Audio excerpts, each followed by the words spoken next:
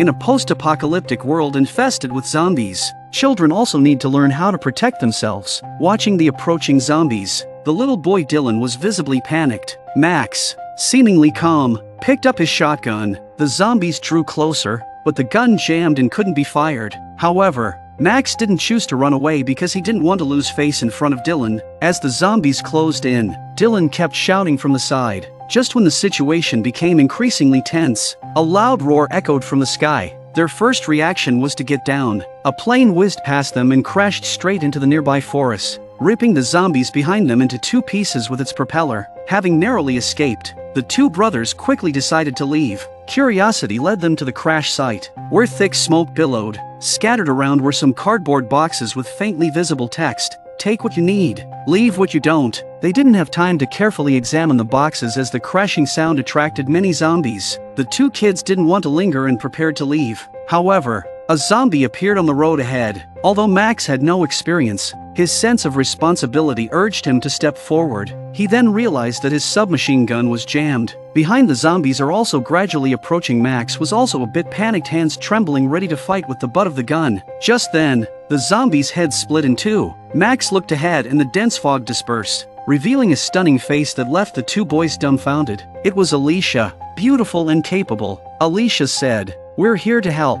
Quickly, take shelter inside." The two boys had never seen anyone kill zombies like Alicia did. The helicopter blades in her hands were like reaping blades, and her domineering posture earned the admiration of the two boys. Alicia confronted another zombie and sent it flying. Fear the Walking Dead Season 5 had officially arrived. The people piloting the plane that had come here were Morgan and the others. They had come here to rescue someone named Logan but were forced to crash land due to mechanical issues. Alicia was the first to regain her senses and her priority was killing zombies to buy time for the others. Due to the plane's tilt, Morgan was hanging upside down, unconscious, until the two boys woke him up. Just then, a zombie entered the cabin. Morgan quickly shielded the children behind him, but the zombie pounced on him. Morgan struggled to hold the zombie's neck. John, who had awakened, shot the zombie. The two boys asked, "Who are you and what are you doing here?" "We're here to help. Are you with Logan?"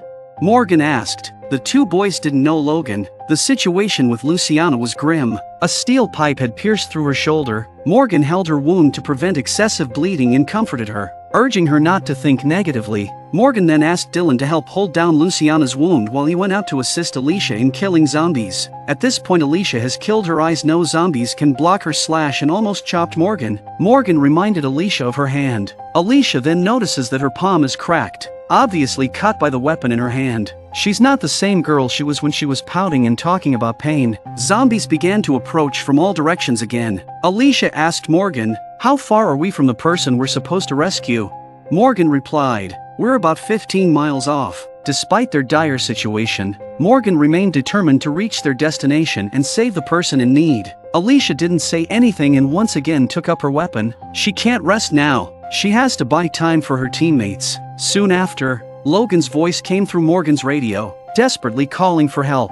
The situation on the other end seemed highly critical, but then, they lost contact, leaving Morgan even more anxious. Just as they finished off a wave of zombies, another group of zombies approached from a distance. Morgan called Alicia back. As the team's top combatant, she had to buy time for her teammates. Alicia began hammering long nails into the ground, a tactic they had learned to kill zombies. After driving in 5 or 6 nails, the zombies were almost upon them. Alicia, experienced from countless battles, faced the scene with numbness. She switched the helix to her left hand and Morgan stood ready. Every zombie that approached was tripped by the ropes, greatly reducing their pressure. Their task was to deliver headshots to the zombies. Meanwhile, John brought Naomi and Althea out from the cockpit. Naomi immediately assessed Luciana's condition, and Althea's first priority was finding her camera. However, a zombie lunged at Althea from behind, ferociously biting her. Althea was unable to penetrate the zombie's helmet, and it was only because of the zombie's helmet that Althea escaped with her life. Finally, Althea pushed the zombies over a steel pipe. Althea then grabbed a video camera to film the strange zombies. John also brought a saw, attempting to cut through the steel pipes. Outside, Alicia and Morgan coordinated to kill the zombies. At one point, while Alicia killed a zombie, she fell onto a protective net. The sign says beware of high radiation areas. It seemed they had arrived at a special place. After a few minutes, The zombies killed by Alicia and Morgan had piled up into a small hill. Breathing heavily, Alicia looked into the distance as more zombies continued to approach. Their energy was severely depleted. Fortunately, Luciana was successfully rescued as well. They could only work together to fight their way out. In the ruins, Althea found Alicia's specialized weapon. Without hesitation, Alicia assigned tasks. I'll clear the way. Morgan, cover the left. John, cover the right. And the others protect Luciana from harm. The two children were in the middle. In Alicia, it was as if they saw shades of Madison, but she was more decisive and courageous. Alicia took a deep breath. The battle was about to begin. In Season 4 of Fear the Walking Dead,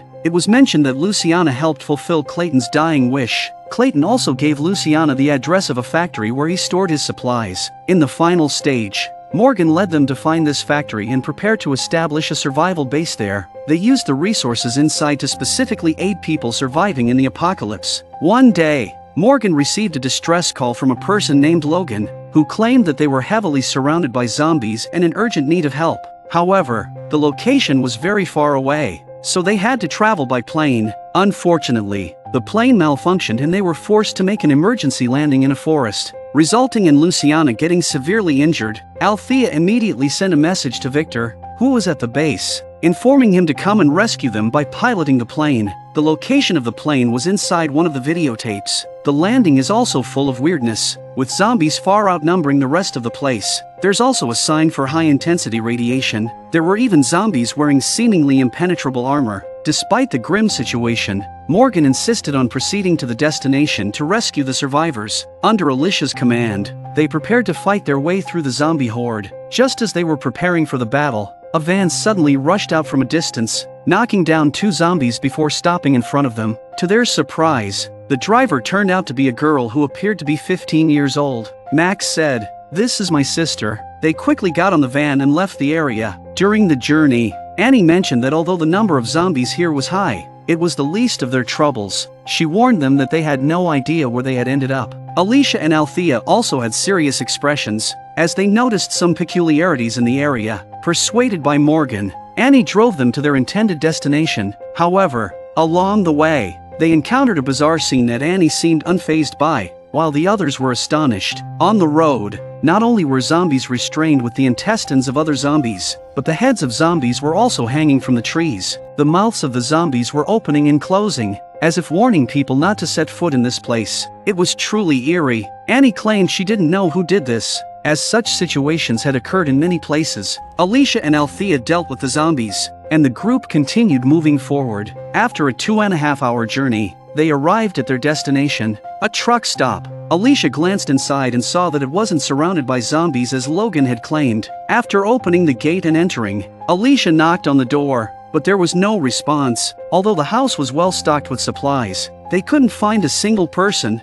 For now, they had to tend to Luciana's wound. Morgan also found a radio and excitedly called Logan repeatedly, informing him that they had arrived, but there was no response. Fortunately, there were some basic medical supplies available here. After inspecting the surroundings, Alicia said to Morgan, "There's dust everywhere. It's been a long time since anyone has been here. Something is very wrong." The three kids also sensed that something was amiss, and Annie realized the unusual situation. Instructing her two brothers to grab some supplies and leave quickly, Morgan tried to persuade the kids to come back with them, but they completely ignored him. Their priority now is to fix Luciana's wound. Luckily, Naomi's expertise was strong and she was able to perform the minor surgery without any problems. What they didn't know was that Logan, the man they were trying to rescue, had arrived at the jeans factory and had expertly unlocked the combination lock on the steel door. Wearing a truck driver's hat, Logan appeared familiar with the place. Meanwhile, Morgan continued calling Logan on the radio,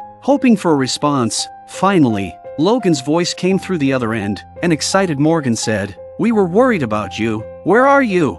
We'll come find you." However, Logan replied, "I'm with my people, and we're watching your people." Simultaneously, Victor and Charlie returned to the base only to discover it had been occupied by someone else. Logan continued, saying, "The truck you were driving had a C and an L logo. C stands for Clayton, the person who gave you the address. L stands for me. Clayton and I were partners, but I'm not as generous as Clayton. Helping others only causes trouble." Logan added. Morgan asked Logan why he led them to such a distant place, to which Logan stated, I want to reclaim what's rightfully mine, but I don't want it to come to bloodshed. Alicia, taking the microphone, expressed her frustration. We almost died flying that plane to save you, and you've taken over our home. Logan merely scoffed at their words. Alicia's emotions reached a boiling point. The group didn't give Victor a hard time. They were ordered to leave immediately, with all their boxes thrown out. At night, Alicia was out killing zombies by herself. She needed to let off steam. Morgan came to console her. Alicia said, "We almost died today. If that pipe had been 1 inch off, Luciana would be dead. We risked our lives to save someone, and they took our home. The kids have distanced themselves from us too. My mother gave her life for me to be here, not for me to die saving others." Morgan replied, "If all we care about is eating and sleeping, then what's the point of being alive? If we're alive, we should do something meaningful. I won't give up. Logan doesn't need our help. I'll keep looking for those kids and help them. We've all killed people, and helping others can make up for our mistakes." He added, "Alicia says it's just too hard, without a home." Sarah and the others had no choice but to drive the vehicle into the wilderness. Victor found the videotape Althea mentioned, which revealed the location of the plane. He believed that bringing Morgan and the others back would enable them to reclaim the factory. As Victor watched the tape alone in the armored vehicle, he saw someone that terrified him. The place where the plane was stored had a connection to Daniel, and Victor shook his head, hesitating to continue searching for the plane. On a rainy night in the apocalypse,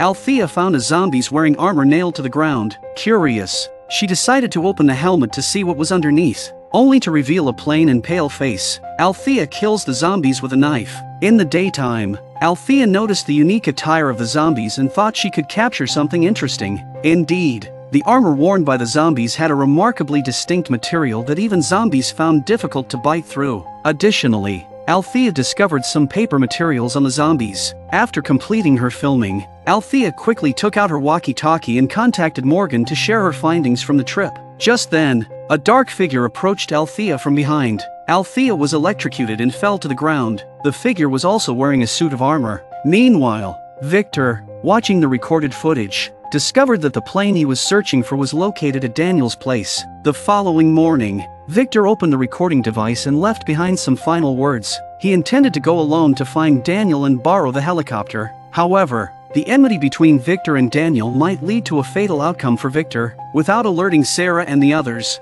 Victor set out on his own. The audience familiar with Victor knows that he used to be a selfish person who would never put himself in danger for others. But now, he has changed. He is willing to take risks for his friends. Victor arrived at the described location in the recording and found it filled with roadblocks, clearly intended to fend off zombies. Just as he reached the entrance, a small cat ran toward him, followed by zombies. Before Victor could take action, the zombies tripped on a spiked obstacle, which pierced its head. Soon after, Victor heard the sound of a rifle being loaded behind him. Victor raised his hands without turning around. Knowing that Daniel was the one holding the gun, he said, "I know that if you see my face and hear my voice, you might shoot without hesitation, but can we talk first?" He then turned around and confirmed that it was indeed Daniel. Daniel didn't show any particular animosity towards Victor and allowed him to come inside for a conversation. Once inside, Victor was amazed to see various modes of transportation filling the place. Daniel asked why Victor had come and what he wanted from him. Victor mentioned that he heard Daniel had a small plane and he wanted to borrow it. Hearing that Victor knew about it from Althea, Daniel understood how Victor had found his location. Victor explained that his friends were in danger and needed the plane for rescue. Daniel laughed and asked if it was Madison and the others who were in trouble. Victor's expression turned sad, and he replied that Madison was already dead. Daniel's smile vanished instantly. Victor continued, saying that Nick was also dead, but Alicia was alive and needed rescue. Daniel started laughing again and said, "Why don't you tell the truth?" In Daniel's eyes, Victor was a selfish and deceitful person, always acting in his own interests. On the other side, John arrived at the location where the plane went down, searching for Althea. Besides the wreckage, even the armored zombies were nowhere to be found. Even the weapons and ammunition inside the plane wreckage were taken. It was evident that someone had taken Althea. They divided their tasks to search for her. Morgan and Alicia prepared to explore the northern region, while John returned to the truck stop to search the southern area with Naomi. Luciana, who was injured, stayed at the truck stop and maintained contact with Victor. Soon, Morgan and Alicia encountered an obstacle on the road. 3 vehicles blocked their way. with a sign saying danger, stay away from high radiation zone. They didn't dare to enter without caution. Alicia noticed a strange vehicle with some residual heat on the hood, making them alert. But there's no one around. There was only one gap in the distance, and that was a path. They followed the path, and soon they split up to investigate the situation. After walking for a few minutes, Morgan came across a surprising scene. Two zombies were attracted by a crow inside a cage. Quietly, Morgan approached and took down the first zombie with a stick. As he prepared to deal with the second one, his leg was caught by a thrown weapon, causing him to fall alongside the zombie. Suddenly, a foot kicked the zombie away, and then a gunshot rang out, with a gun pointed at Morgan. It was a woman in protective gear. She ordered Morgan to strip off all his clothes. Confused, Morgan looked at her, puzzled by her actions. The woman put the gun away and removed what was hanging on the zombies' bodies. Seeing that Morgan didn't remove his clothes, she took out the gun again. However, Alicia leaped onto the woman from a distance, pressing the barrel of her weapon against the woman's head. Alicia asked Grace where Althea was. Grace says, I don't know what you're talking about, but I can make sure you lose one less friend. Grace informed them that not far from there, a reactor had melted down, and the people who went to fix it all died. The zombies with the cylindrical devices attached to them were the workers who were repairing the reactor. They carried some dangerous particles. Perhaps some particles had already gotten onto Morgan, and he needs to clean up. The method of decontamination involved taking a special shower, ensuring that every inch of skin was cleansed. Grace also prepared a set of clothes and shoes for Morgan. Alicia also learned about this cylindrical radiation measuring device and saw that zombies wearing this thing must stay far away. Alicia asked Grace if it was her who set up the zombies to block their way on the road. Grace replied, I only put up signs. When you encounter something eerie like that, it's best to stay far away.